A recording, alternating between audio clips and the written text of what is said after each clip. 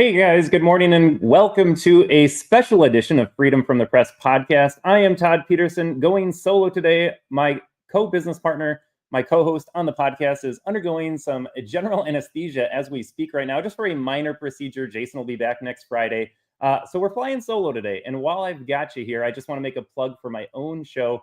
I do a live show, again, solo, Tuesdays and Thursdays at 9:30 a.m. Central at Rumble, where a lot of us are watching right now. But it's on a separate channel, the American Tribune Live with Todd Peterson.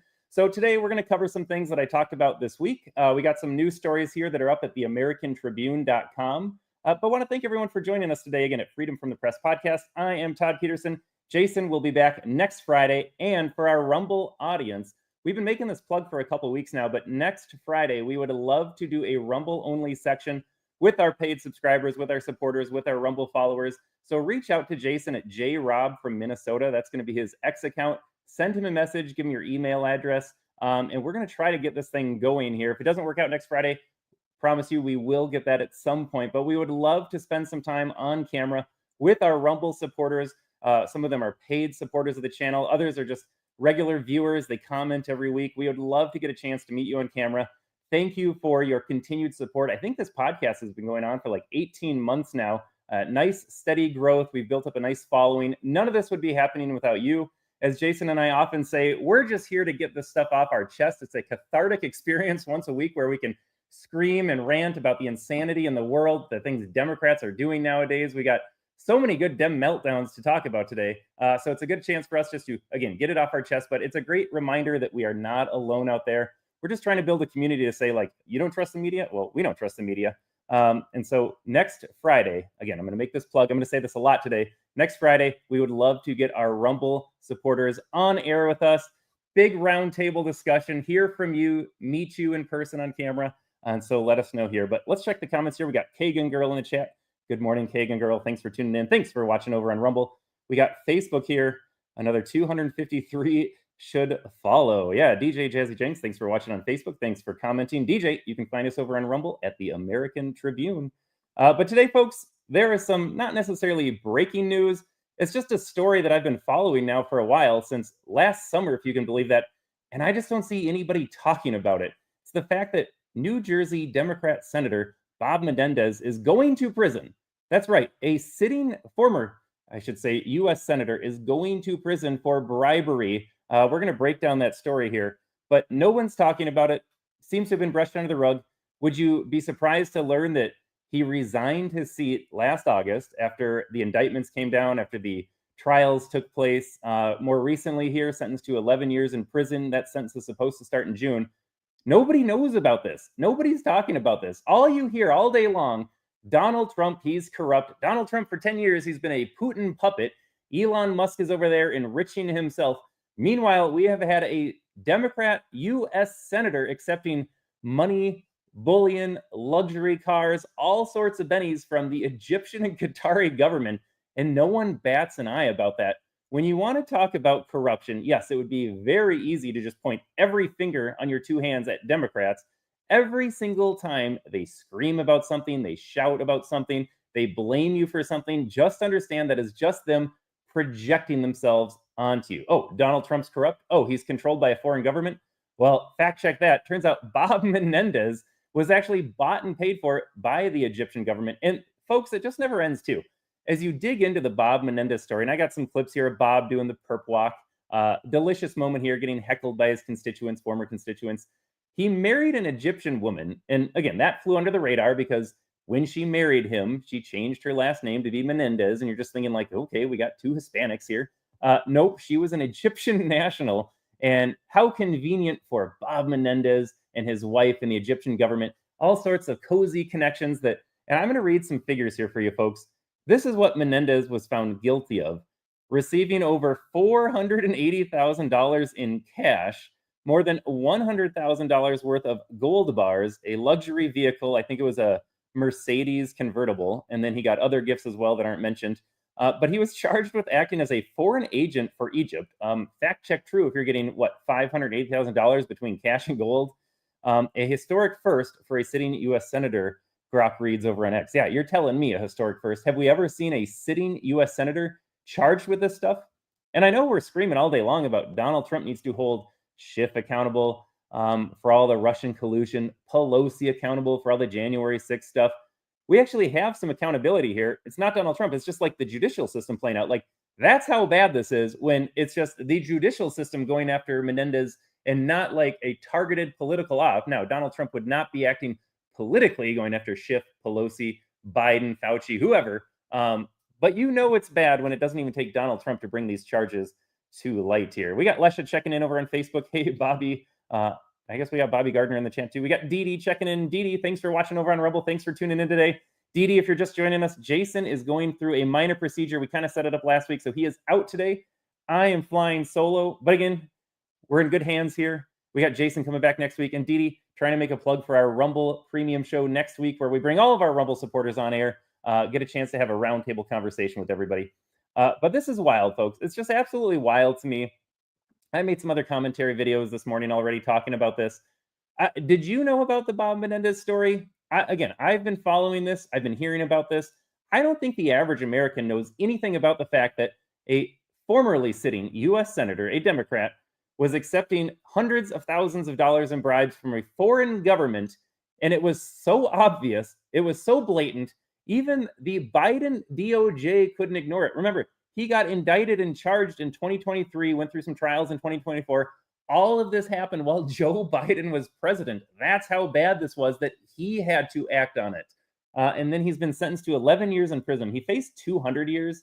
He got 11 because he's a first-time offender. So we got a little leniency in the system. Personally, he belongs behind bars. Talk about violating the trust and violating your position. A sitting senator accepting bribes from a foreign country? Oh, but no, it's okay because Donald Trump is a Putin puppet. He's an asset of Russia. We got Fally checking in here. Let's pop up Fally. Good morning, Fally. Thanks for watching this morning. Thanks for tuning in. Got Steve Parr over on Facebook. Keep digging, Patriots. Put the leftist traitors in prison. Yeah, and this is the most remarkable thing. I just said it. I'll say it again. It wasn't even Donald Trump that brought this forward. This was the Biden DOJ, the Biden administration, that had to charge Menendez. And I think the easiest explanation for all this is like, we're just going to pick out some low-hanging fruit, like Bob Menendez in the big scheme of things, not really vital to the operations of the regime, of the establishment, of the deep state. Here, we'll throw a bone to all these people. See, we go after both sides. Hunter Biden's not above the law. We always heard that, and then he got pardoned. Surprisingly, Menendez did not get pardoned by Joe Biden. And now you got this clown actually begging Donald Trump for a pardon. I've got a fantastic video here. We'll dive into videos in just a second. Bob Menendez, who has railed against Donald Trump the entire time Trump's been in the political spotlight. He voted twice for impeachment. He has said all sorts of outrageous things about Donald Trump. But now that he is guilty, he is begging for a pardon. Donald Trump had better not issue a pardon, by the way. Can you imagine Donald Trump pardoning a Democrat senator who took money from a foreign country? I can't imagine that'll happen, but Bob Menendez is desperate. He's pathetic. Turns out he doesn't really care about the political fighting. He just wants to not go to prison. But this dude belongs there much longer than 11 years. Yeah, Bernard, do you believe this S? Kathy, it only happened because he had said something bad about Biden. And this is kind of par for the course. Reminds me of like the Eric Adams stuff the same way. Remember when illegals were just flooding every major Democrat sanctuary city? And Eric Adams, New York City mayor, was the one guy to be like, this isn't sustainable. I can't afford all these people. I'm cutting services from tax dollars, cutting police, cutting libraries, cutting whatever that goes to tax-paying American citizens. I can't keep paying for all these illegals and their hotels and their medical bills and their education and their stipends and whatever other nonsense they get. Right after Eric Adams was like, Joe Biden, can you help us out a little bit? Then he got investigated for all sorts of crimes and fraud. Nothing ever went anywhere with that. But yes, if you speak out against the regime, against the establishment, they'll come after you. And so Kathy says it happened because he said something bad about Biden. And boom, a message to every other Democrat that you need to stay in line. Edward's over on Facebook. Edward, thanks for watching. Thanks for commenting. The Democrats are a completely corrupted politicians, literally liars. I've made this point on my own show, probably every show. I'll make the point again right now. Like, if they're talking, they're lying. And if lies were illegal, there'd be no Democrat Party. Every single thing they say, every single policy position they promote, it's the inverse of goodness. It's the inverse of morality.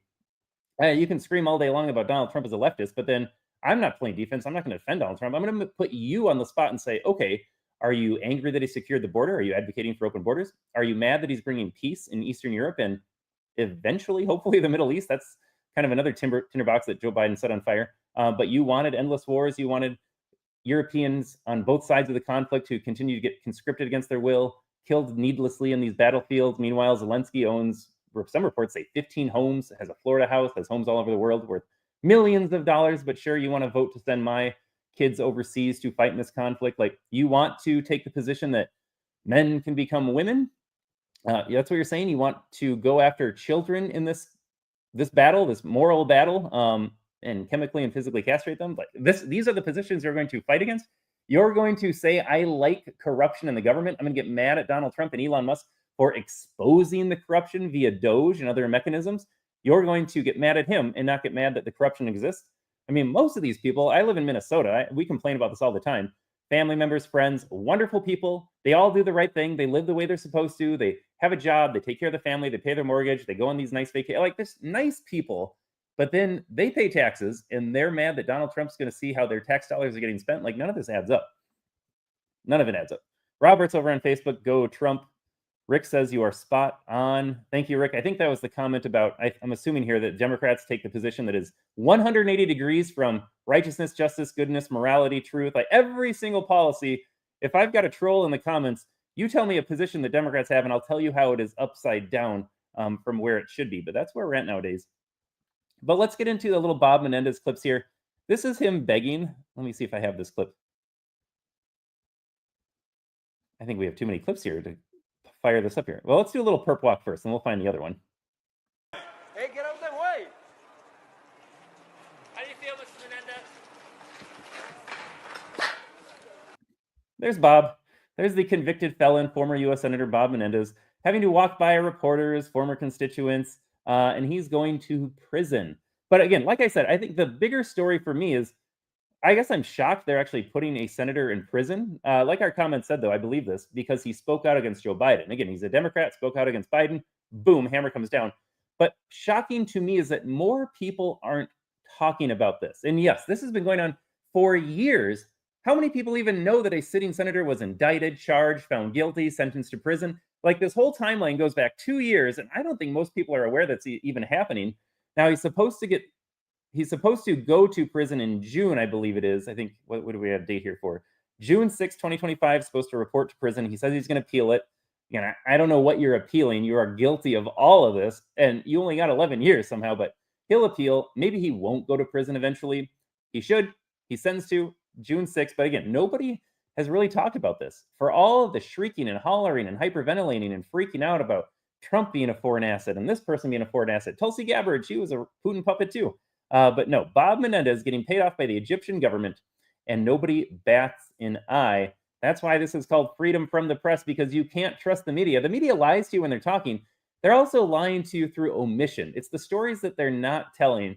Bob Menendez going to prison is the example of that. They're not telling you that he's going to prison. Everyone should know about this. Everyone should be outraged about that. And then everyone should ask the question, who else is on the payroll of foreign countries? Like, we thought it was bad enough when we had politicians on the payroll of, like, U.S. entities. Oh, you're funded by the MIC. You're funded by Big Pharma. Like, that's bad enough. Oh, but you're funded by the Egyptian government?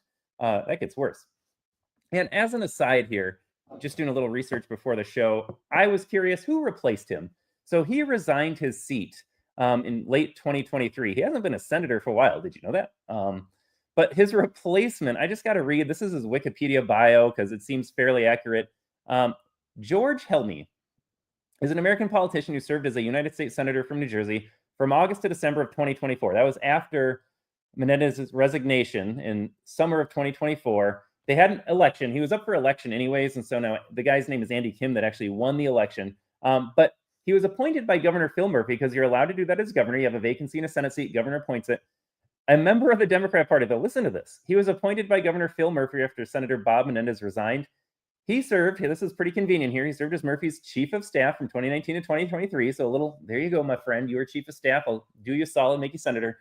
But listen to this. Helmy is the first Coptic American U.S. senator. He was born to 2 Egyptian immigrants. I read this. I see this. I had no idea he was a replacement for a while. I had never heard of George Helmy before I did the show. What are the odds that Bob Menendez is a foreign actor? He takes money from the Egyptian government, and his replacement is Egyptian.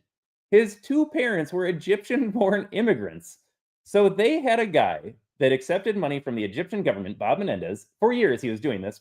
Everybody knew about it. I think the story's been in the news for years. So he finally gets indicted. They're like, all right, we can't leave this alone anymore. And his replacement, I am not suggesting that George Helmy is shady. I'm not suggesting that George Helmy had a connection to the Egyptian government.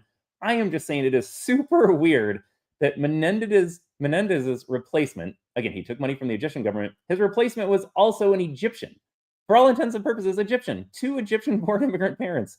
Like, what are the odds? What are the odds? Yeah, as Rick says, you cannot make this up. I was astounded. Again, nobody knows about that. No one's talking about that. To be clear, I am not suggesting that George Helmy, former chief of staff for Governor Phil Murphy, this radical Democrat communist in New Jersey, not suggesting anything shady, below the belt. I am just saying it is super weird that his replacement also had Egyptian connections. All right, I am digging through. I have so many videos today. Hold on a sec, folks. I'm trying to find the longer video of our man talking here to reporters. Okay, here it is. We got to clear out we're a live show. Things take time for a second, but we're going to clear out the video file here. Here's Bob Menendez begging for forgiveness. He's saying, Trump is right after all. Please pardon me, Donald Trump. Take a listen. We are going breaking news right now where Bob Menendez is going to be speaking after being sentenced to 11 years in prison. Let's listen. Regardless of the judge's comments today, I am innocent, and I look forward to... I just have to pause you right there. He is proclaiming his innocence. Folks, let me read to you. This is a summation of the trial, but when the FBI raided his home in June of 2022, again, this has been going on for a long time behind the scenes under the radar. They raided his home in 2022, the FBI did, and they found cash stuffed in clothing. They found cash in a safe. They were able to identify, again, $480,000 in cash and $100,000 worth of gold bars, luxury vehicle, convertible Benz. He was convicted of acting as a foreign agent for Egypt. I don't know about you. I just don't get $580,000 from foreign governments. Maybe you do. Maybe this is normal. That's probably normal in D.C. No, you are not innocent, Bob Menendez. Filing appeals on a whole host of issues. But let me just say this. This whole process has been nothing but a political witch hunt. Let me repeat. Here's the timeline. June 2022, FBI raids his home. Next summer of 2023, he goes to trial. Following summer after that, so we're talking August of 2024, he resigns his seat when he's found guilty. Political witch hunt. All of this occurred under the Biden administration. I don't know who's doing the political witch hunting here. And again, you could say I spoke out about Joe Biden, and so that's why they're going after me, but he doesn't say that. He just uses the generic language, political witch hunt. I'll give you a political witch hunt. Everything they did to Donald Trump under the Biden administration, that is a witch hunt. Whatever they did to Bob Menendez, that is because you accepted money from a foreign government, my man. By the Justice Department's NSD and prosecutors who are more interested in political scalps and preparing to run for public office, like Damian Williams. Only in the Southern District of New York could prosecutors send the jury illegal evidence that violates the judge's order and the Constitution's speech and debate clause,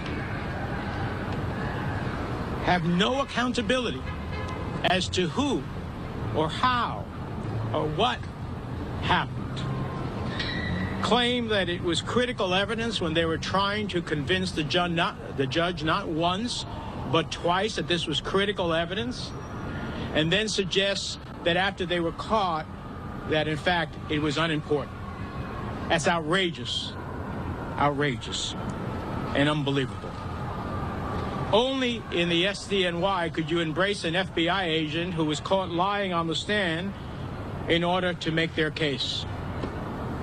Only in the Southern District of New York would prosecutors allow a witness to walk away from over 10 criminal charges, including defrauding the United States government, so that they can get him to lie on the stand. Welcome to the Southern District of New York, the Wild West of political prosecutions. President Trump is right. This process is political and it's corrupted to the core. I hope President Trump cleans up the cesspool and restores the integrity to the system. Thank you. Well, well, well, another one joins the MAGA tent. Although he's claiming his innocence, I just have to repeat this. There's a lot of money that seems to have come from one entity, the Egyptian government, into his bank accounts.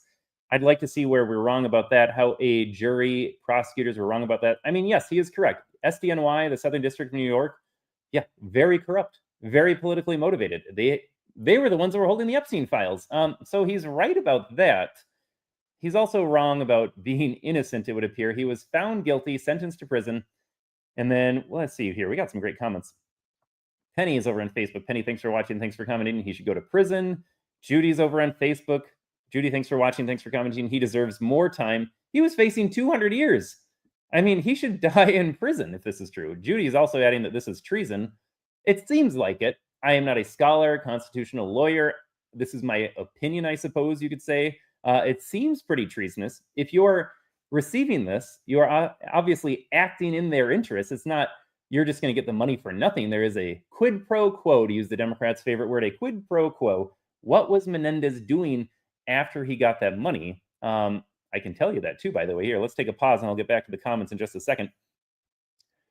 And so what we've got here is her name. I'm going to read from the AmericanTribune.com. AmericanTribune.com, great place for news every day, folks. We post like 10 to 12 articles every day. You can read the news. You can see what's going on, the big breaking stories, pull up politics, but yes, entertainment, sports, kind of everything here. I've got videos in most of the articles where I offer commentary on some of the stuff going on. So if you like the podcast, you like my other podcast, the American Tribune Live with Todd Peterson, you want to hear my thoughts on a whole host of issues, I got daily commentary video that we embed in the articles every day as well. But the sentences imposed today, this prosecutor says, result from an egregious abuse of power at the highest levels of the legislative branch of the federal government. Robert Menendez was trusted to represent the United States in the state of New Jersey, but instead he used his position to help his co-conspirators and a foreign government in exchange for bribes like cash, gold, and a luxury car. So this is the fascinating part about his wife, too. So I'm going to read from the American Tribune again.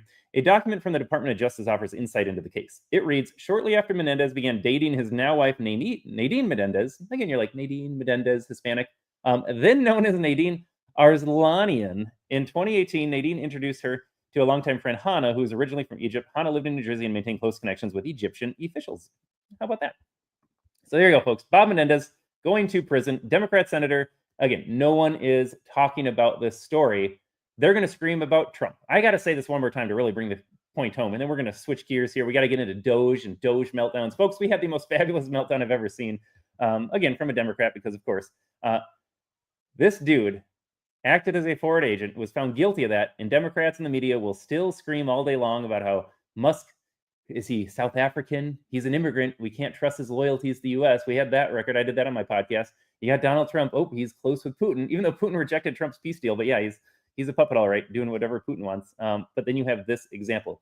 Ask your Democrat voting family members or friends or neighbors, hey, are you aware that a former U.S. senator had to resign his position because of these charges, is now going to prison, and he did all this while he was an acting U.S. senator? They'll have no idea. They're going to say, Bob, who? But that is kind of the point. Alvin over on Facebook, a little facetious. They should have given Biden his cut. I got to ask, folks, I just got to ask the question. If we are willing to say it is not okay for an elected official to take bribes from foreign countries, has Joe Biden ever accounted for the $3.5 million he allegedly got from Moscow? Donald Trump brought it up in the 2020 presidential debates. James Comer has said repeatedly, we've got bank records of Joe Biden getting money from overseas. Okay, we have a precedent. Donald Trump needs to investigate that. Not saying there's a crime, but I'm saying there's reason to investigate at the very least. Sheila's writing, do the crime, do the time, the end. Yeah, it seems pretty cut and dry. Like, you are guilty. You're guilty. Peggy's over there. Put him in the worst prison and forget him. He has made millions while supposedly serving this nation. Yeah, fact check, true. Judy's back. Obviously, some other Democrats got mad at him. I really do agree with this. Like, you could I could throw a dart. I could have a picture of all the representatives in Washington, D.C. Really doesn't matter what side of the aisle either. Right? There's a few good ones on the Republican side. But you could throw a dart at their pictures and just land on one and be like, bet I could get them for corruption. Yeah, so they only went after Menendez because he started speaking out. And listen, did you catch the end of that clip there? He's like, Trump is right. We got a lot of corruption to go through. Did he get railroaded? Was he selectively prosecuted? It kind of seems that way, even though he deserved every second of it. Like, you did the crime, you can do the time, but he can also be correct and say, like, there's so much fraud and corruption and abuse in the judicial system in Washington, D.C. Like, I agree with his point. I agree with his sentiment on that point. So, yeah, I think he had to step out of line. If you just stay quiet, you read off the script that they give you, they're not going to come after you. Then you're a useful pawn for the regime. But Menendez, if he spoke out, that's what happens when they send a message to the rest of them. Strip him of all assets. That seems fair. He is guilty, belongs behind bars. That seems fair. All right, folks, don't reply to Natasha. We got to delete Natasha here. I don't know if I can delete Natasha right now. Let me get rid of that comment here. We are blocking Natasha. Don't reply to her. She might look pretty. She might seem nice. She's interested in stealing from you. So we're going to delete Natasha here. We're going to block her from the channel. We're going to delete her comment. We got Mark over on Facebook. He is still walking the streets. Yeah, he's walking the streets until June. I don't understand this. I have not personally yet been through the judicial system. I don't know how this works. Like, it seems to me if you are found guilty of a crime, why are you not in jail the next day? What do they think is going to happen for the next, what are we, in March? And he's not going until June. We got another 3 months. Why is he getting 3 more months of freedom? Yeah, you were found guilty. You were convicted. Here's your 11 years. Tomorrow you get to go report. So I don't understand that. If I've got a lawyer in the audience, maybe someone can enlighten me on how this, is this normal? It seems to me like sometimes, you got the orange jumpsuits. I don't remember Derek Chauvin, for example, getting freedom. I remember him getting dragged out there every single day. He was already confined to jail. He's getting trotted out as the token gesture to all the nonsense of the left. He's in his orange jumpsuit, found guilty, immediately sent to prison. So why is this different? Great question mark. David's over on Facebook. David, thanks for watching. Thanks for commenting. Will the traitor actually serve prison time? Again, he's got 3 months to report. He said he's going to appeal it. Donald Trump had better not get in the way. I don't see a world where Donald Trump's going to stick his neck out for a corrupt Democrat politician, again, a guy that voted to impeach him. But I don't know how the appeal process plays out. Like, that's out of Trump's hands too. That's just the court system. And it only takes one judge. We have seen time and again, it only takes one judge to just ruin the entire process, the entire American experiment. So time will tell if he actually serves. And then we've got Joan. I got to delete Joan. Don't reply to Joan either. She might sound nice. She might look pretty. She's not interested in actually being your friend here. Finley writes, the crook got caught and should be charged with treason. It seems that way. I think we got to delete another comment here. Bertha's over there saying, lock him up. No disagreement there, Bertha. Dee commenting on Rumble, my Facebook audience. I love streaming on Facebook. This is why every comment we seem to get for the most part is on Facebook. Got a great audience over there. Great supportive network on over 15 million follower pages. Dee is writing on Rumble. Check it out, Facebook friends. The American Tribune at Rumble. It's just like YouTube. Get the app on your phone. It's green instead of red. Rumble.com. Search out the American Tribune. I heard he was allowed to be prosecuted because he wouldn't go along with Dems in some foreign deal. Yeah, I love the irony of the foreign deal, though.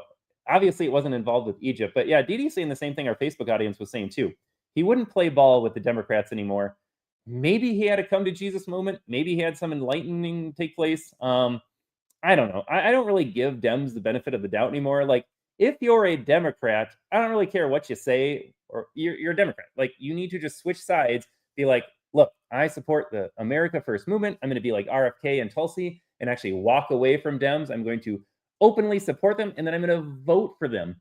None of this John Fetterman nonsense where he's like, the Dems have moved too far left. They're a little crazy. They're not getting their messaging correct. And then he votes against Donald Trump's appointments every single time, except for Fetterman voted for one nominee of Trump. But yeah, they vote against them every single time as they're calling, oh, no, this makes sense. We should do what Donald Trump's America First agenda says. Boom, vote against it. So yeah, no more speaking like that.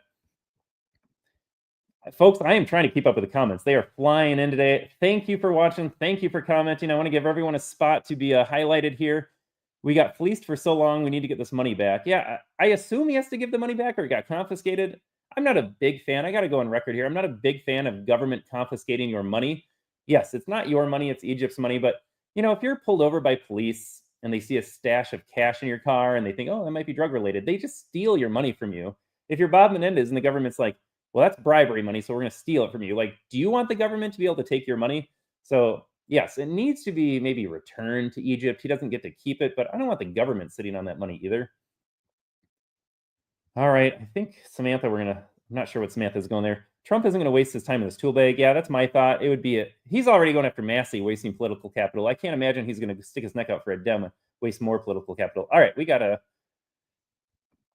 block Samantha too. We're just going to clean up our comment feed here. We don't need the trolls. We don't need the bots. So Samantha's getting deleted. Man, Samantha's on a roll here. A lot of Samantha comments. Sorry, folks. We got to delete all these Samanthas. Yeah, I see Fally. Samantha's calling you out. Don't reply to her. We're deleting her. Yeah, Fally still. I'm stuck on Facebook until I get Rumble straightened out. Yeah, Fally, Rumble is not perfect. If you watch my show over on Rumble on Tuesdays and Thursdays, 9:30 a.m. Central. I'll just shamelessly plug it here because Jason can't stop me today, folks. It's just Todd, and I'm going to say what I want. The American Tribune Live with Todd Peterson over on Rumble on those 2 days. I don't stream on Facebook because I stream out of Rumble Studio. It's especially created for our Rumble Premium account. I like Rumble. I want to support Rumble, so I stream out of Rumble Studio, and it's just a hot mess. I can't play videos like this. I'm in a third-party app right now. Can't stream videos side by side. I can't link it to Facebook. Like, Rumble is a hot mess. Love Rumble. Love what they're trying to do. They got a lot of technical issues to work out. But Fally, thanks for sticking through it. Thanks for coming and joining us on Facebook anyways. But there it is, folks. Half an hour into the show. I got to move on here because we're only doing an hour today. But there is Bob Menendez, corrupt Democrat, former U.S. Senator, going to prison as of right now. But my point is, I don't think anybody knows about this story. That is the larger point. I don't think your Democrat voting family members and friends know anything about this story. All right, we got to move on to the meltdowns, though, folks. So DOGE is rooting out all sorts of stuff. There was a comment I missed over before. I can't come back to it now. Someone was commenting over on Facebook, though, saying, like, how are you mad at exposing corruption? That will be my question for the next 4 years. Who is getting mad at Donald Trump and Elon Musk for finding the corruption and not getting mad at the fact that that corruption exists? I know you are masked up and boosted. You're watching MSNBC. Like, that's all that we have left at this point. You're mad at Donald Trump and Elon Musk. They're saying, oh, no one voted for Musk. Like, no, I voted for all of this. I voted for Musk to be part of Trump's team because Musk cut X staff by like 80%, and the app is more beneficial, more useful, better than ever. Turns out you don't need most people to perform a function. We don't need millions and millions of federal employees making a paycheck off of your tax dollars. Your hard work is paying for all of these bureaucrats in DC. We don't need it. And what's more, all of the tax dollars, the programs they're finding out about where they're sending your money overseas or into NGOs and various entities in here. So it's not the government doing it because they gave it to that organization. So it's not tax dollars anymore. Now it's a grant. But so Elon Musk is exposing all of that. Yeah, Fally, for my show, it's 9:30 a.m. Central Time, 10:30 Eastern. So I think if I have my time zones correct, I went to public school, forgive me, but I think that's 8:30 Mountain Time. I could be wrong about that. And then I used to live in Arizona. Arizona doesn't have daylight savings time. That would always throw me off. I'm like, good Lord, what time is it now? Like, NFL kicks off at 10 in the morning. East Coast time is what now? So I believe it's 8:30 Mountain Time, 9:30 Central, 10:30 Eastern for my show, The American Tribune Live with Todd Peterson. And again, that's a separate channel. If you're on Rumble right now, you're watching the American Tribune's main channel. I created a separate channel to keep my podcast clean, just kind of keep tabs of everything, but not the American Tribune Live with Todd Peterson. Type it all in there. It's probably the longest title program name in Rumble, but we'll populate after a while. But that's my show, 9:30 a.m. Central. Hope to see you guys all there. All right, let's get into the meltdowns here. Let us get into the meltdowns. I got to lead with this. This clip, you've seen people mad. You've seen Liz Warren shaking her fists and saying, oh, Donald Trump. This dude takes it to another level. We're going to watch like a minute of this. This is incredible. Where's the independence of the committee? Where's the legislature? We're an equal branch of government. And you start off with a blather, and yet look at the empty seats here. Where's Elon Musk? I'm sure he's a genius and is a very credible person because of the wealth he's accumulated. But that does not put him above the law or the responsibility to come before this committee in this Congress. If he's so great, if these plans and all the fraud and abuse that he's found are so eminent, why isn't he here explaining it? You know why. Because he's out to privatize Social Security. Folks, that goes on for like 5 full minutes. I think we posted the full clip on Rumble on this very channel you're watching, the American Tribune. This dude's name is, I think, Larson, John Larson from Connecticut. I got to ask, what are you doing, Connecticut? Like this guy. And then it's not funny, but a couple of weeks ago, he had like a heart attack, or he had just some like moment where he couldn't even speak anymore, giving a speech on the House floor. Like, no wonder his stress levels are through the roof. So pretty wild moment right there. Again, it just goes on and on. He just screams at the chair of this DOGE committee the entire time, and none of it makes sense. None of it makes sense. You just got to ask then, so Larson, do you like the corruption, or Larson's voters, or Democrats in general? Do you like that this corruption is happening? I got a couple Elon Musk clips to point out. Yeah, he doesn't have to sit in the hearing. He's already tweeting about it. He's going on media outlets talking about it. He's posting about it. We're talking about it. There are lots of different ways he's disseminating this information. Donald Trump spoke about it at his fantastic joint congressional address, where he hilariously just listed things off here. I think my show, I don't know if Jason and I did it, or I did it on my own. Maybe we both covered it. At one point, Donald Trump's like, we're giving $40 million to Lesotho. Who the hell has even heard of that? Like, your money is going to places you've never heard about, doing things that you didn't know could be done. They were exploring transgender identities and mice to the tune of like $10 million. But this guy's okay with it. Democrats are apparently okay with that, because when you get mad at Donald Trump and Elon Musk for rooting out the corruption, exposing the corruption, cutting the corruption, Marco Rubio got rid of 83% of USAID monies or staffers. Like, you're mad at that? You're really gonna get mad about that? But absolute meltdowns here. Let us go to Elon Musk telling us what he has found, since Larson was so emphatic about hearing about this. So the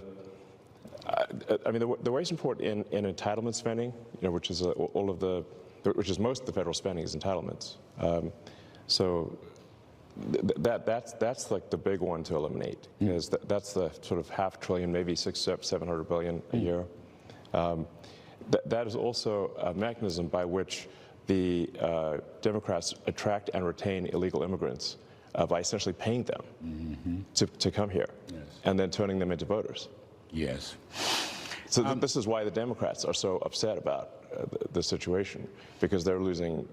If we turn off this gigantic money magnet for illegal immigrants, then they will leave, and they'll lose voters.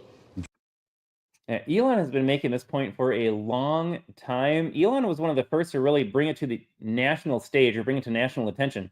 I think it was a year or two ago even. He's like, look, they want to import all these people because illegals count on the census. And so as you do the census every 10 years and you're like, okay, California, looks like you got 10 million more dudes than you had last time. That impacts the representation that California gets in the House of Representatives. That also boosts up the electoral college numbers. So California is bleeding residents. They are fleeing California because high taxation. It's a beautiful state. It is geographically the most beautiful state in the nation. There's no question about it. Beautiful weather. But a lot of people are just done with the taxes and the crime and all the other nonsense that the supermajority in the governor's mansion, their bicameral legislature, they're just done with it. So they're leaving. So California is losing electoral votes. They're losing seats for Congress. And so they replaced those people with illegals. They wanted to bring illegals. A lot of swing states were getting Pennsylvania, Ohio. They were importing lots and lots of dudes. For some reason, we were bringing Haitians over in their temporary protected status. So not illegals. But then they count on the census. Again, it boosts representation in Congress. But then the master plan, as Elon Musk was saying, like if a Democrat had won, if Kamala Harris had won, she would have naturalized them. I have no doubt she would have made citizens of all the illegals in this country, even though they don't even know who's here. I think it was Chuck Schumer a while ago. He's like, yeah, we don't know how many there are. Let's just naturalize them and find out. Kind of like read the ACA and we'll see what passes for Obama's healthcare plan. But they wanted to naturalize them, and then they all get to vote.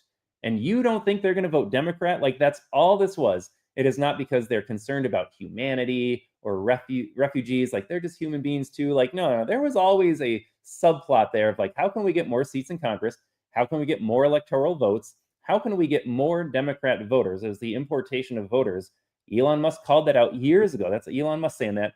And again, Democrats are mad that they're uncovering the corruption, because without the corrupt use of your tax dollars, you can't incentivize these people to come or stay if you cut off the spigot, as Elon Musk says. So powerful moment there. But if you heard the part two, he talks about like $500 million, $600, $700 million. Democrats are seizing on the same. Elon Musk is going to cut Social Security. This is the big hoax right now. He's going to cut Social Security. He's going to cut entitlement programs. Larson, that red-faced, as Dee Dee calls him, an Oompa Loompa, saying he wants to privatize Social Security. I love that idea, but they're trying to create the narrative that he wants to cut Social Security. And this just in, folks, we need to do something because it's going to run out of money. It's going to be illiquid in the next 10 years. That's their own estimates. That's what the Social Security Trust Fund, the CBO, is saying. Like, we are going to be spending more money than we have coming in. We're already doing that. But there will come a point in 2023 or in 2033 or 2034 when we have to either raise taxes significantly or cut benefits drastically. That's going to happen in the next 10 years. But they're going to pretend all is fine and well. These are the bad guys because they're trying to solve the problem. But not even that. They're not even talking about the payments that your grandma gets. They are talking about waste, fraud, and abuse. Illegals receiving Social Security. Social Security going to things it was never meant to go to. Going to recipients that are likely not alive if they're registered to be like 200 years old. We saw kids take out COVID loans. Like, you'd have to be next level brainwashed to not think that this corruption is taking place at a massive scale. So he wants to cut out the waste, fraud, abuse, corruption of the entitlement programs, not cut off or sunset the entitlement programs. Although I've made the case on my show before, we need to do that. We need to sunset Social Security. We need to say, you got to pick an arbitrary age. It's not going to make everyone happy. If you just say, look, if you're over 45, you can plan on receiving Social Security payments. If you are under 45, you've got 15, 20 years to plan accordingly. There will be no Social Security. I'm almost 40. I turned 40 this year, which is, I don't know, doesn't seem like that big of a deal anymore. Like, I remember as a kid, over the hill was like, oh man, over the hill. Just another day. I don't plan on taking a dime from Social Security. I just assume it's going to be gone by then, or I hope it's gone by then. I'm planning accordingly. If it's there, we have larger problems, because that means, again, they had to raise taxes to make it happen. They're not going to cut benefits. Cutting benefits is just as bad as killing the program. So they're going to raise taxes to pay for this. I don't want to do that. I want to plan for myself. So instead of me paying more taxes, I'll just save my own money. So yes, privatize Social Security and Social Security. If you're on it, you keep it. Otherwise, if you're a certain age, you just got to pick a number. At that point, if you're above it, great. If you're not, too bad, but we got to do something about this program here. I got one more clip here of Elon Musk saying his thing here. Let us take a listen. The way support in entitlement spending, which is which is most of the federal spending is entitlements. So that's like the big one to eliminate, because that's the sort of $500 billion, maybe 600, 700. The way support in entitlement spending. I think that's the same clip, as it turns out. I thought I had a second Elon clip, but that might be the same one. But point taken, lots and lots of waste. Like, can you imagine for a second, Elon Musk takes a little scalpel with DOGE, and they say, America, we just saved you $500 million, because it turns out we are shipping out money to people that weren't alive, didn't qualify for it. They were illegals. They should have been sent home. That'd be a game changer. And if you cut out the waste, fraud, abuse, corruption, the grift, all the laundering that takes place in Social Security, if you save that much money every year, think about how far back that stretches the solvency of Social Security. Just rooting out the corruption in Social Security payments is going to make it last longer. Don't Democrats want Social Security? Again, they should be advocating for this. They should say, we want it to work. We want it to work for Americans. But I think we've established at this point, without all this waste and corruption, USAID, Social Security grifting, if it weren't for this, I don't think there is a Democrat Party. How many protesters go to these streets? You got the pink hats in 2017. You got the people in the Summer of Love. You got everybody else protesting Donald Trump. How many of them are paid? It turns out most of them, they're not there because they have nothing better. That's their job. That is their job. Most of us go to work during the day. I do the podcast during the day. I work on commentary, work on articles for the American Tribune during the day. I have a job. Most of us have a job. If you don't have a job and you're like, oh, they're going to pay me to protest and pretend to get outraged over this, or maybe I am mad about this, but they're going to pay me to do it anyways. Like, without all this taxpayer money getting siphoned off into these various entities and organizations, and get out the vote for Democrats, I don't think there's a Democrat Party. Yeah, Linda writes, I am 78 and on Social Security. Linda, I don't want to take that away. Donald Trump, Elon Musk, they're not going to take it away. You grew up in a system where that was promised to you. Even though you're not getting your money back, I think a lot of people are mistaken when they think like, well, I paid into the system, so I'm just getting my money back. Like, nope. As soon as, let's see, they're going to take, I write a massive check. Let's just use me as an example. I have to write a massive check to the IRS tomorrow for my S Corp for this business. Next month, my wife and I have to file individual taxes. We are writing huge checks to the federal government That's the money that you will be getting on your Social Security payment come April 1st, April 15th, March or May 1st, whatever the case may be. It's my money. It's not your money. Your money, as soon as you paid in, that went out to other Social Security recipients. Your money is long gone. It was spent the moment they got it, basically. Social Security checks today, when my parents get it, when my in-laws get it, that's because I wrote a check to the government. The government receives that FICA stuff. They get their 6%, 15.2%, whatever the number is. My money is going right into their pockets, is how Social Security works. When people call it a Ponzi scheme, that's why. Because you did not have your money sitting here collecting interest and waiting for you. Your money came in, went right back out. More money came in, it goes right back out. But yeah, Linda, I'm not mad at you. I'm not mad at anyone that is on Social Security. That is the system you were promised. By all means, collect away. Not trying to take Linda's money away. But I think if you're my age, you don't deserve it anymore. We need a better system. We need to privatize it. Fally writes, feel free to give me back my hard-earned money, federal government. Yeah, I mean, this DOGE dividend, if they're going to go through with this, if you're a taxpayer and Elon Musk is like, we saved X amount of money, you're going to get 20% back at taxpayers. Yes, that is my money. And the left is going to shriek and holler saying, oh, look at that. The richest benefited from Donald Trump and Elon Musk's plan. Like, well, that's our money. We're the ones that paid in. If you want to get a tax rebate or a DOGE check, a DOGE dividend, then you pay taxes into the government. Cut payroll taxes and fund it with corporate taxes. Love that idea. Cut all income taxes and fund it with tariffs or a sales tax. That would be my ideal world. We need to cut taxes here. And again, talking about taxes, Donald Trump floating around the idea, or he's got his, people out there making the rounds. I think his Treasury Secretary or somebody floated the idea of no more income taxes for individuals making less than $150,000 a year. I don't know what that translates. They didn't talk about the number for joint, maybe 250, or maybe they just double it to 300 here. Fine. Fine. That's a step in the right direction. However, we need to get rid of it. The next best, if you're not going to abolish it, you got to go to a flat tax. But yes, abolish the income tax, abolish all these taxes, fund the government if we have to fund the government with tariffs, which Donald Trump seems to be establishing right now, or a sales tax. I have no problem paying a tax on gasoline. Well, I do because, again, the money is not spent wisely. But in theory, if I drive more and my gas tax money goes to maintaining roads or building stupid bridges that don't need to be built, but government contractors, and we have this money to spend, so we have to spend it. It's not a perfect world, but if you drive more, you're going to wear down the road more. I can conceptualize that. I can wrap my head around that. My income taxes never come back to me. They just go to somebody else. Immoral, it's theft. But Mr. Scott, right idea there. Mr. Scott's over in Rumble, by the way. Mr. Scott, thanks for watching. Thanks for tuning in. Thanks for commenting on Rumble. Fally says, I took early Social Security because of being in the restaurant business for 45 years. I'm wearing out. I paid into that. That's why I want my money back. Yeah, no, 100% Fally. That is the lie they told us too. I think most people are under the impression that they're getting their money back. It's not your money directly, but yes, it is. You put money in, you want money out. Totally get that sentiment there. I have no problem with anyone collecting a Social Security check right now. If you're an American citizen, if you're illegal, stop that today. But if you're of retirement age, you're collecting Social Security, you're collecting disability, you are a hardworking American tax-paying citizen, I have no issue with you guys collecting that money right now. Zero issue. I have a problem with the idea of the system, but I'm not directing that at anyone specifically. You mentioned you have an S-Corp LOL. Yes, I do. Yes, I do, Mr. Scott.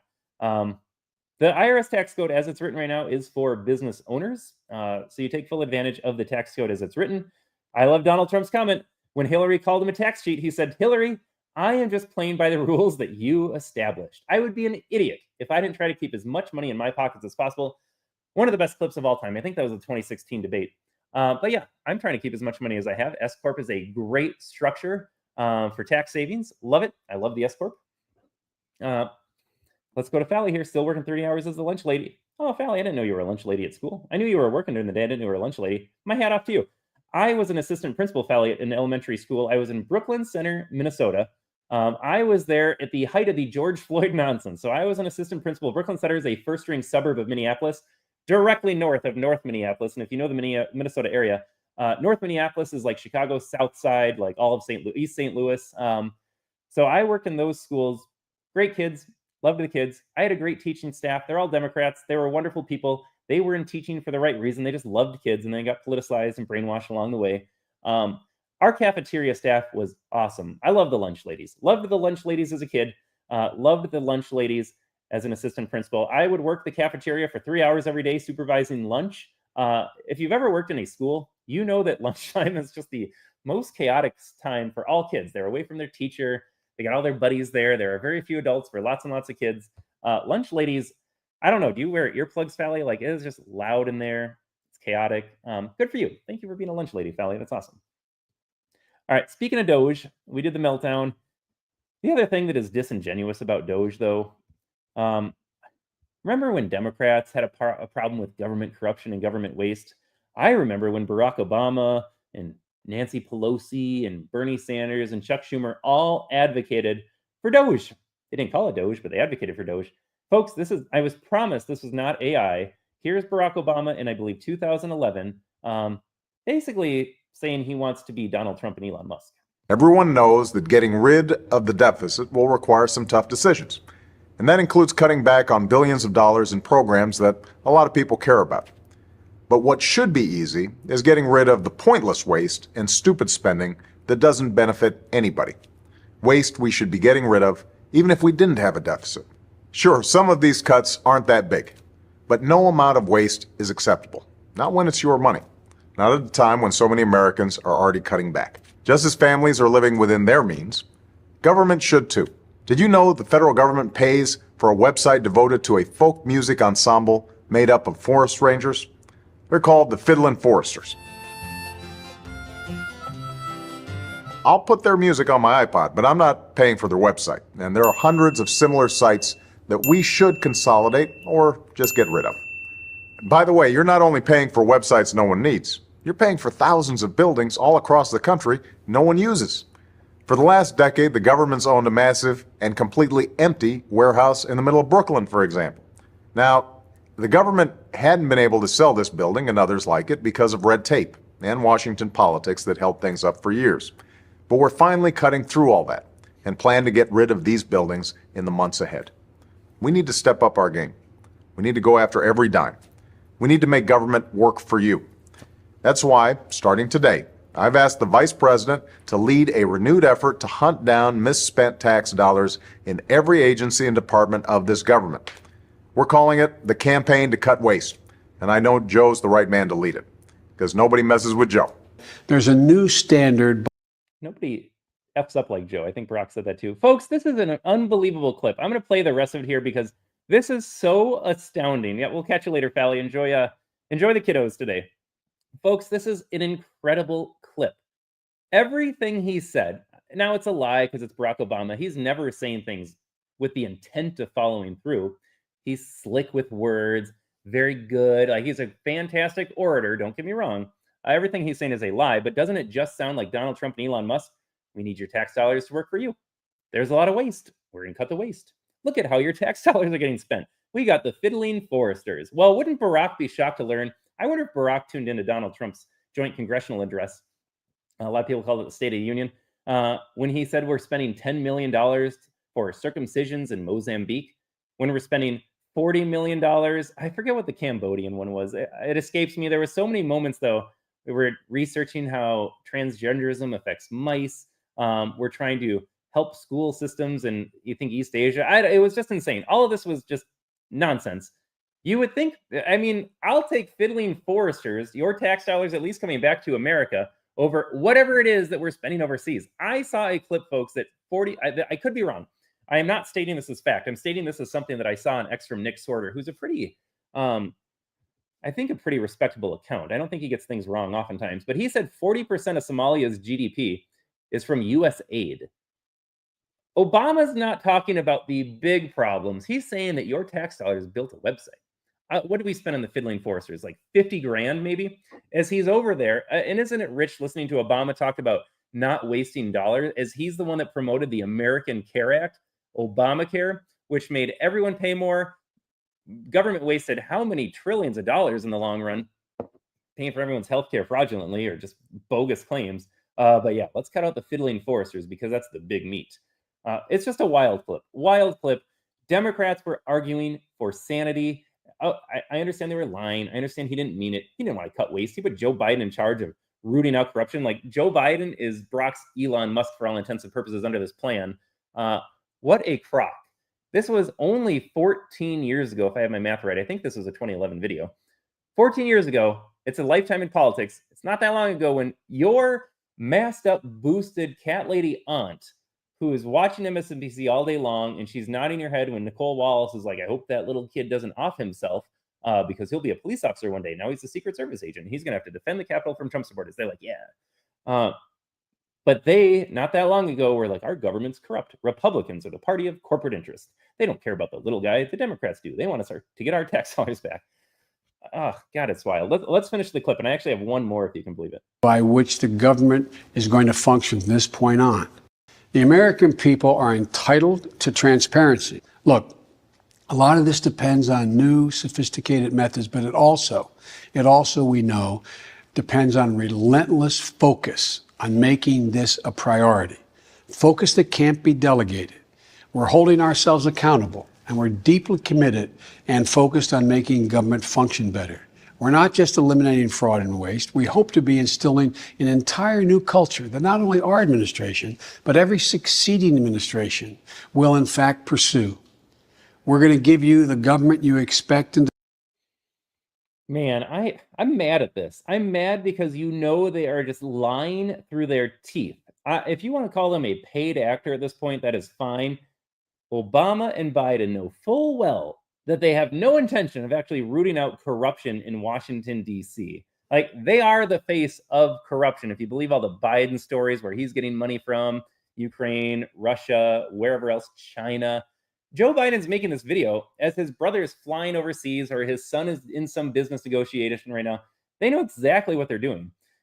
It is just straight up lying. The point of the video, though, that I'm trying to make, and I got one more to be like, they used to say this. I mean, they didn't believe it, but they were saying it at least. What a crock. How are we not all outraged at this? You got fleeced so bad. I have friends, I have a lot of people that are now America First, but they voted for Obama in 2008. They're like, yeah, I don't like Bush, and who can blame them? But man, did you have the wool pulled over your eyes. All right, we got one more. This is a little montage as well. I think we gotta do a little digging here. All right, we are live. We are looking for a montage. I think here it is. Those who oppose DOGE now were all about cutting waste years ago. We simply must make the cuts in waste, fraud, and abuse in Medicare. We owe it to our country. There is an enormous amount of waste and fraud and abuse in this government. When there is waste and fraud, you have an administration who should also be on top of that situation. If we're going to eliminate the waste, fraud, and abuse in Medicare, it does mean we're going to cut some of that out. We want to cut the bad stuff and keep the good stuff. Wow, that sounds familiar. And now it's finally happening. And guess who's rooting against it? Those assholes.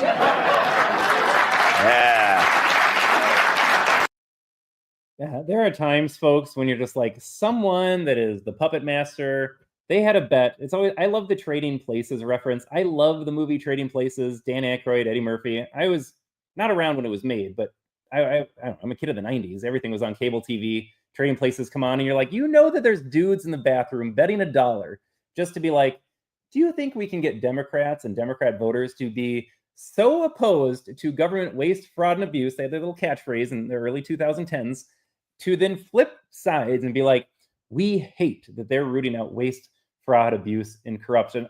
Folks, let me know in the comments. That's where I'm at. I think someone did this on purpose. This is absolutely wild. You could use TDS and EDS as an explanation, say they hate Donald Trump so much, they are blinded with rage to the reality of what they used to believe and what they're told to believe now. Yes, media propaganda has only gotten better, so they're just programmed every single morning, get mad about this, get mad about Donald Trump. But what a wild reversal we've seen here. And this is the same party, like, they opposed war when George Bush was going overseas, and now they all wear blue and yellow lapels in their social media circles. Their profile pics are all stupid blue and yellow. Like, what a 180 if you're a Democrat. Like, no wonder that they're not well right now. Every study you see is like people that lean left are more mentally unstable than people on the right. And especially if you are Christian and you're politically right-leaning, you are so much more healthy statistically than someone that is materialistic, atheistic, and left-leaning. No wonder your brain is getting ripped in half you need to believe this. And deep down in the recesses of their mind and their subconscious, I think they still cling to these ideas.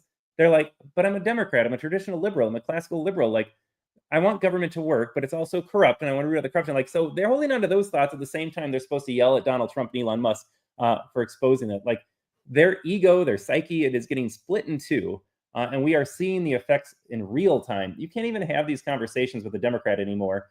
Again, the people in my life, my family members, my friends, hardworking people paying their mortgage, taking their kids to school, coaching their kids' t-ball game. Like, they're just wholesome, good people. And then they vote Democrat and they hold these conflicting ideas and they're just like, I don't want to talk about it. Now, I love this story. This is my sister-in-law. Get her in hot water, but fine. She's the one that said it. I introduced my show to my family, my in-laws. I was like, hey, I just launched a new podcast, The American Tribune Live with Todd Peterson. It's on Rumble. Here's a clip. Check it out. I debunked Trump hoaxes for 2.5 hours. And then I just want them to ask the question, if they're willing to lie about Charlottesville, if they're willing to lie about Russian collusion, if they're willing to lie about Bloodbath or Liz Cheney and all the rest of it, what else are they willing to lie to you about? I just wanted them to have that question planted in their head. And my sister-in-law responded. She's like, I just can't talk politics with you. I'm unable to separate how I feel about Trump's racism and sexism and misogyny with your support of him. So she straight up called me a racist and a sexist and a misogynist and a Islamophobe and a xenophobe and all the rest of it. And then she said, I don't want to talk politics. So she just pulled the pin, launched the grenade, and said, let's not talk about it. I would love for her to engage in this conversation. I'm nice. I'm civil. You watch the podcast. I get a little heated, a little amped up here, but I'm not mean. I'm not rude.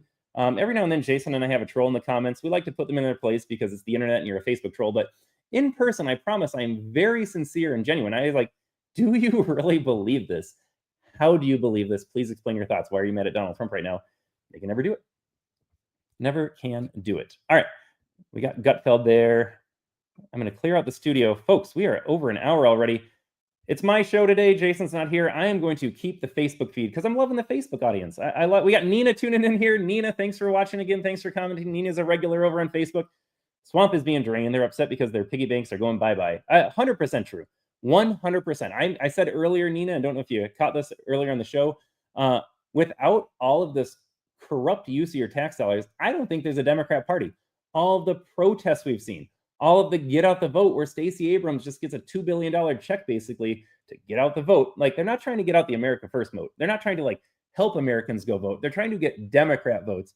I always saw this every year, every 4 years in the public government school system. Teacher, assistant principal, I saw it all. They'd all be like, they'd wear their go vote shirts. They'd be so proud that they voted.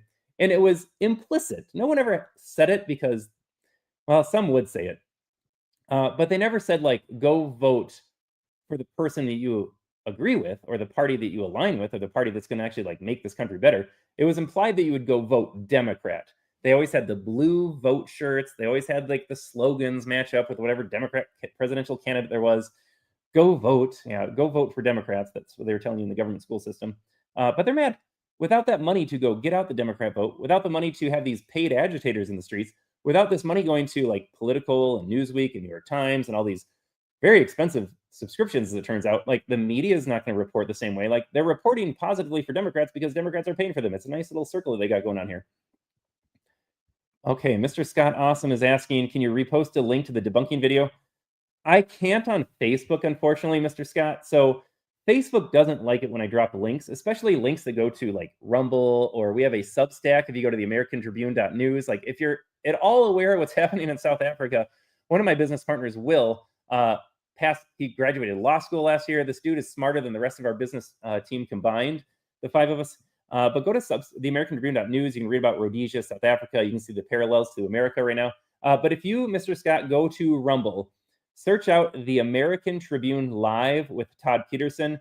My library is not that big. I started my own show in October, but you'll find it in there. I got Trump doing his little thing. I got like a lot of the words of getting debunked, insurrection, collusion, bloodbath, stuff like that. So I can't post the link in Facebook. They get mad about that. But if you go to, again, Rumble, you're on Rumble already. Just search out the American Tribune Live with Todd Peterson, and you'll find it there in my library of videos that I do. Nia says you're 100% spot on, Todd. Uh-oh, folks. We got Peggy in the chat here. Don't reply to Peggy. We're going to remove her right now. And then we got to get into the last story. This is my passion project. Folks, we are done with hard-hitting news. Elon, DOGE, Menendez. Those are real stories. Oh, shoot, I got to delete Peggy first here. Those are real hard-hitting stories. The WNBA, I have got to talk about the W. Actually, folks, before I do that, I'm clearing out the library. I got one more clip here. MSNBC justifies political violence against Tesla and Elon Musk. Let's take a listen to that first. Also overnight have this post claiming that protests at Tesla dealerships are illegal. He said today he would label violence against dealerships domestic terrorism. Now, you know I am judicious in how I play this sound, but I think you need to hear it from him. Mr. President talks about some of the violence that's been going on around the country at dealerships. Some say they should be labeled domestic terrorists. I will do that. I'll do it. I'm going to stop them. We catch anybody doing it because they're harming a great American company. Let me tell you, you do it to Tesla and you do it to any company, we're going to catch you and you're going to go through hell. So just to be clear, you protest a private company, you are labeled by this administration a domestic terrorist. You Correct. But again, here's how the media lies. If you protest, they're going to label you a terrorist. Well, no, it's a little bit more than protesting. It's lighting cars on fire. It's lighting dealerships on fire. MSNBC is perfectly fine with political violence in the name of protest, a mostly peaceful protest of Tesla dealerships up in flames. And by the way, those flames, when they burn the lithium-ion batteries, not good for the climate. So where are you now, Dems? But isn't it wonderful to watch Dems melt? They're like, we hate Tesla, we hate EVs. Even though, as long as I've been alive, the ozone's disappearing, global warming, and climate change, and hockey stick graphs, and Green New Deal, and all the other things, Paris Accords. Go buy EV. We're going to mandate EV. California can't buy a gas-powered car after 2035. That's the latest legislation. We had a California viewer say you can't buy a gas-powered lawnmower in California already. But sure, let's light EVs on fire, release all of the toxic chemicals from lithium batteries burning and all the other materials that go into a car nowadays. Light that on fire, send the plume into the sky. I'm sure that's fine to breathe. And then don't drive EVs anymore. You need to hate EVs because Elon Musk is trying to profit on his role in the Trump administration. Wild stuff here, just wild stuff. But again, the left loves political violence. I'm not surprised. But they're just saying it. They're like, Trump's going to label you a domestic terrorist if you protest Tesla? No, he's going to label you a domestic terrorist if you burn stuff down, which he absolutely should. Yeah, but Trump. Yeah, Francis, you got it. Thanks for watching over on Rumble. Francis is on Rumble. Thanks for joining us today. Thanks for coming in. Yeah, but Trump. That's all they have. That is all they have. Yeah, but Trump. All right, I got to get to my passion project. WNBA is going to strike itself out of existence. It seems like a lot of my comments are from women here. Women, I don't want to rub you the wrong way. I think you're on my side when it comes to sanity. I don't believe in the pay gap. Now, an easy way to refute the gender pay gap is the fact that if it were like really profitable to hire all women, companies would do that. Companies would do that. I had teachers complain about the pay gap, and it's like, you're on a public school salary schedule. We all get paid the same based on how much time you have been in here and what your education levels are. There is absolutely no pay gap. I mean, the salary schedule is corrupt too, because you just get paid based on seniority and education, which does not translate into successfully educating kids. That's a separate issue. But like, no female colleague in the government school system, there is no pay gap here. It's all agreed to, number one, by your union. But number two, it doesn't say men and women on there. It just says you find your years of service with your education. Boom, that's what you get paid. So just wild stuff here. But no, there is no gender pay gap. And if you want to dig into it more, you can say, well, women and men doctors get paid differently. And then you look at the fact, you're like, oh, wait, that's because men specialize and they go into the medical fields that require longer hours, more years of schooling, more specific and sophisticated techniques that a patient would pay more for. My wife is an eye doctor. There's my Shapiro moment. Wife is an eye doctor. She gets paid fine. No complaints here whatsoever. She's not paid as much as an ophthalmologist, which performs surgery on your eyes, and for good reason. Yeah, my wife does great things, not belittling what she does, but you go to your eye care provider, your eye doctor, they do something different than what you would do if you went to an ophthalmologist to have laser surgery, cataract surgery, other surgeries performed on your eye. Like, there is called a market incentive. If I do something that's riskier, more dangerous, more time-consuming, more specialized, I'm going to get paid more. So there's no such thing as a pay gap. When my wife looks at what an ophthalmologist makes, the guy that comes to her office once a month for consults with patients, hey, we referred you to this guy, he makes more than her, and she's okay with that. She chose her field, he chose his field, and it is what it is. Oh boy, we got to delete We got to delete Lawrence before I continue on that rant there. But the WNBA, as I go back to the WNBA, they're mad because men get paid more. They're mad because rookies are starting to get paid more. And I got to go back to the collective bargaining. Again, teachers' unions, their union negotiates a salary with the superintendent and the school board, even though they're both paid by tax dollars. I mean, the public sector union, just a mess.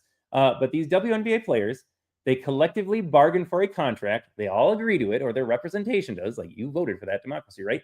And yes, as time goes on, athletes do get paid more. I brought this up in my podcast on Tuesday, the American Tribune Live.